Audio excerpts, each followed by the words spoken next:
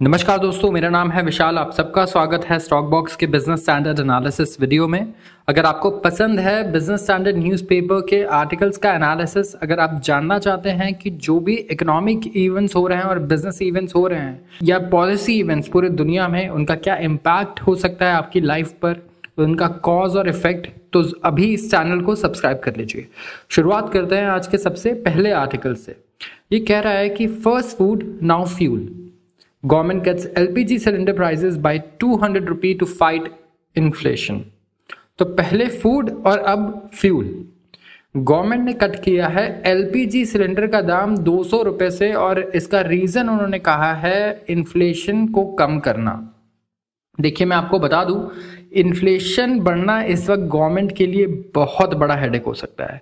पूरी दुनिया में अगर आप देखें तो कंट्रीज इस वक्त बहुत ही ज़्यादा इम्बैलेंस में चल रही हैं। अगर आप यूएस में देखें तो वहाँ पे सबसे बड़ा कंसर्न क्या है, इन्फ्लेशन नहीं बढ़ना चाहिए, क्योंकि इन्फ्लेशन अगर बढ़ गया तो जो वहाँ की फेडरल रिजर्व 2 साल से इंटरेस्ट रेट बढ़ा रही है, स्टॉक मार्केट जिस तरीके से परेशान है, वहाँ पे सारी दिक्कतें वापस आ जाएंगी।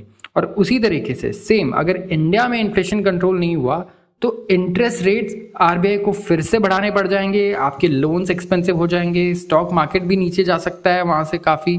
और आप देखिए, इकोनॉमिक ग्रोथ जो है उस पर भी बहुत फर्क पड़ सकता है। अगर आप लोन्स महंगे कर देते हैं तो ओवरऑल इंडस्ट्रियल ग्रोथ भी स्लो डाउन हो सकता है वहाँ पे, क्योंकि ऑफकोर्स जितनी भी इंडस्ट्रीज है उनका अच्छा खासा प्रॉफिट आप देखिए तो इंटरेस्ट पेमेंट्स में जाने लगेगा। फिर से जो नई प्रोजेक्ट स्टार्ट होने वाली है उनका जो कॉस्ट है, कॉस्ट ऑफ कैपिटल जिसे हम कहते हैं, वो बहुत ज़्यादा बढ़ जाएगा, राइट। तो ओवरऑल लोगों को इससे कोई फायदा नहीं होने वाला। तो इन्फ्लेशन कम करना बहुत ज़रूरी है। अब गवर्नमेंट ने क्या कहा है कि हम LPG सिलेंडर जो है इसके रेट कट करेंगे 200 रुपये से हर एक करेक्शन के लिए, हर मार्केट में अक्रॉस कंट्री। यूनियन गवर्नमेंट ने अनाउंस किया ट्यूसडे को इंडिया के पास total 314 million domestic LPG consumers हैं, मतलब 31.4 crore according to government data. तो ये जो अक्रॉस द बोर्ड रिडक्शन होगा LPG सिलेंडर प्राइस में, ये फर्स्ट प्राइस चेंज है पिछले 6 महीनों में यहाँ पे। तो अब देखिए कि यहाँ पे कुछ कई बार बढ़ाया भी गया था ऑफकोर्स रेट। तो गवर्नमेंट का कहना है कि ये गिफ्ट है to all my sisters across the country on the occasion of Rakshabandhan का गिफ्ट है, गवर्नमेंट का ये कहना है। लेकिन आप ज़रूर ध्यान रखें कि गवर्नमेंट इसके ज़रिए अवॉइड करना चाहती है हाई इन्फ्लेशन, और ये बहुत ज़रूरी है। तो वेट करिए अगले इन्फ्लेशन डेटा का, क्योंकि इसी पे डिपेंड करता है कि आरबीआई आगे हमारे इंटरेस्ट रेट के साथ क्या करती है, बढ़ाती है लोन के इंटरेस्ट रेट या नहीं। स्टॉक मार्केट आगे कैसा परफॉर्म करेगा, ये भी इसी पे डिपेंड करना है। अगर आपकी कंपनीज कुछ नए प्रोजेक्ट शुरू करना चाह रही हैं तो उसका भी जो प्रॉफिट है, या शायद उसका डिसीजन कि वो प्रोजेक्ट स्टार्ट होगा या नहीं, वो भी इस पे डिपेंड करता है। तो ज़रूर इन चीज़ों पर ज़रूर नज़र रखें। आपके एजुकेशन लोन, होम लोन, हर चीज़ डिपेंड करते हैं, इसका ध्यान ज़रूर रखें। अगली खबर है guidelines for 57,000 crore e-bus scheme likely in a month.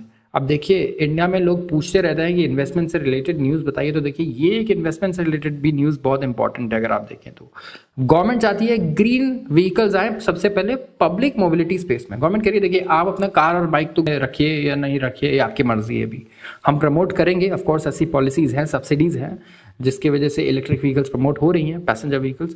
But government कह रही है सबसे पहले हम क्या करेंगे, ये जो पब्लिक ट्रांसपोर्ट है इसको पूरा ग्रीन करो। तो देखिए, मेट्रो सारे ग्रीन है, ऑफकोर्स इलेक्ट्रिसिटी से चलता है। वैसे ही दूसरे सबसे बड़े पब्लिक ट्रांसपोर्ट क्या है, आप देखिए यहाँ पर बसेस। गवर्नमेंट ने प्लान किया, सेंटर ने प्लान किया कि वो गाइडलाइन रिलीज करेगी 57,613 करोड़ PM ई-बस सेवा scheme with in a month. Business standard ने ये रिलीज किया है, और जो यहाँ पे कंसल्टेशंस ली जा रही है स्टेट गवर्नमेंट से, तो एक ही महीने में गाइडलाइंस आ जाएंगी। और ये बहुत ही एम्बिशियस प्रोजेक्ट है, जिसे 16 अगस्त को अनाउंस किया गया था। इसमें 10,000 ई-बसेस इंट्रोड्यूस की जाएंगी अक्रॉस 169 सिटीज। और यहाँ पे आप देखिए 10 साल का पब्लिक प्राइवेट पार्टनरशिप अरेंजमेंट होगा। ऑफकोर्स अब गवर्नमेंट ये सारे बसेस तो बना के नहीं ले आएगी रोड पे, तो यहाँ पे पब्लिक प्राइवेट पार्टनरशिप है। लिस्ट निकालिए इंडिया में कौन सी ऐसी बसेस कंपनी है जिनको सबसे ज़्यादा फायदा हो सकता है। आप यहाँ पर देख सकते हैं कि कौन आगे है इलेक्ट्रिक बसेस बनाने में। उसके बाद बाहर निकल के आप देखिए तो कौन से कंपनी की इलेक्ट्रिक बसेस आपको दिख रही है सबसे ज़्यादा, क्योंकि जिसका भी नाम होगा उन बसेस पे ऑफकोर्स वो कंपनी बहुत अच्छा कर रही है एग्जिस्टिंग, तो उनका अच्छा ट्रैक रिकॉर्ड है। तो जिनका अच्छा ट्रैक रिकॉर्ड होता है हमेशा ध्यान रखिएगा, उन्हें हमेशा एडवांटेज मिलता है लाइफ में, पूरी लाइफ में कहीं भी, तो यहाँ भी ज़रूर ये देखने को मिलेगा। तो इन्वेस्टमेंट अपॉर्चुनिटीज यहाँ पर अगर कोई देखे तो अच्छी हो सकती है, जहाँ पे गवर्नमेंट खुद पैसे बांटने वाली है इतने सारे प्रोजेक्ट्स के थ्रू। तो ज़रूर ध्यान रखिए।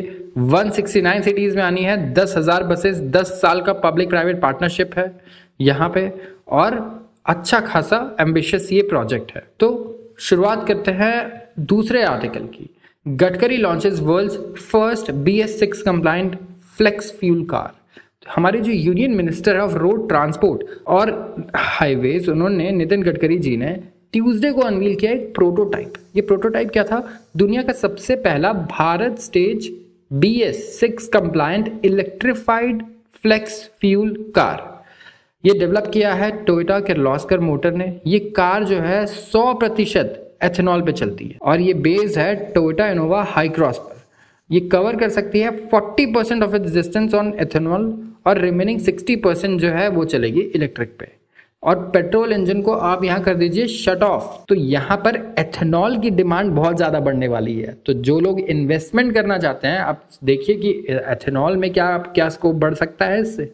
यहाँ पर थोड़े और रिसर्च की आपको ज़रूरत पड़ेगी। देखिए बहुत सारी ऐसी कंपनीज हैं जिनको एथेनॉल के जो टारगेट्स हैं गवर्नमेंट के, उससे फ़ायदा होने वाला है। बट यहाँ पर ज़रूर अच्छे से रिसर्च करिए। तो जो लोग रिसर्च के लिए भी कुछ बढ़िया ढूंढ रहे हो इन्वेस्टमेंट के एरियाज, वहाँ पर उन्हें 2 मिल चुके हैं। एक तो इलेक्ट्रिक बसेस के जो बड़े बड़े ऑर्डर्स आ रहे हैं, एम्बिशियस प्रोजेक्ट्स है वो। दूसरा एथेनॉल की से चलने वाली कार आ गई है और गवर्नमेंट खुद लॉन्च कर रहे हैं एज ए यूनियन मिनिस्टर। तो जो गवर्नमेंट ने डिसाइड कर लिया हमें ये चाहिए पूरे देश में, वो तो होना ही होना है।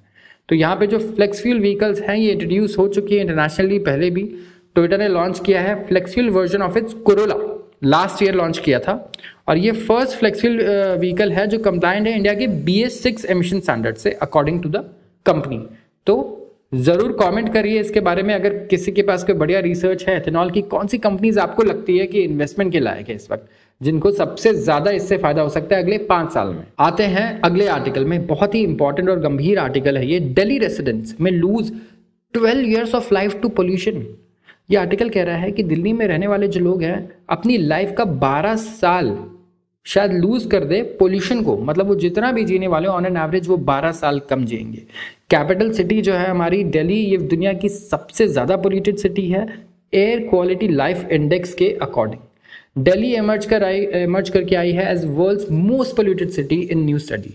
और इसमें वार्निंग दी गई है कि इनके जो रेसिडेंट्स हैं they are likely to lose 11.9 years from their life span, अगर ये जो करंट पोल्यूशन लेवल है ये हाई रहा तो।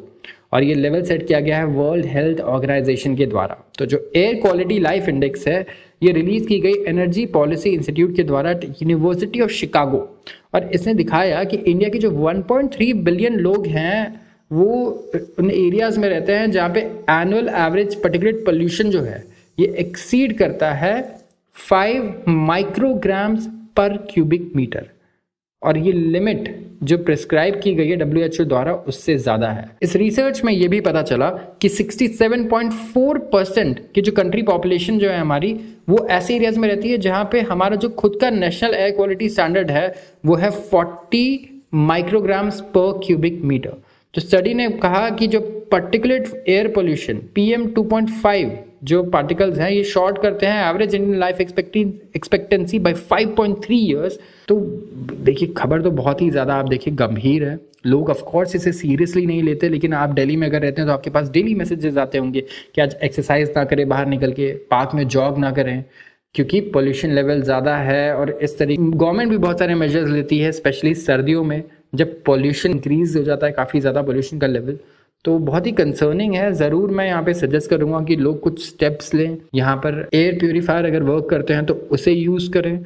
और बहुत ज़रूरी है कि लोग फोकस अपना इस पर लेकर आएँ क्योंकि ये बहुत ही इंपॉर्टेंट टॉपिक है। पेरेंट्स हैं या फिर बहुत छोटे बच्चे हैं उन्हें लेकर रह रहे हैं जो दुनिया की सबसे पोल्यूटेड सिटी है, तो आप मान के चलिए अगर रिपोर्ट गलत भी हुई तो कुछ ना कुछ तो फर्क जरूर पड़ेगा, राइट। आपकी लाइफ एक्सपेक्टेंसी पे या लाइफ स्पैन पे ऐसा तो नहीं हो सकता कि कुछ भी फर्क ना पड़े। तो इस बात पर ज़रूर गौर करें। लाइफ का कोई भी डिसीजन लेने से पहले इन चीज़ों के बारे में अब आपको सोचना पड़ेगा कि आप कहीं पे भी मूव कर रहे हैं या वर्क कर रहे हैं तो वहाँ पोल्यूशन लेवल क्या है, क्या सैक्रिफाइसेस आप कर रहे हैं, क्या वो वर्थ इट है।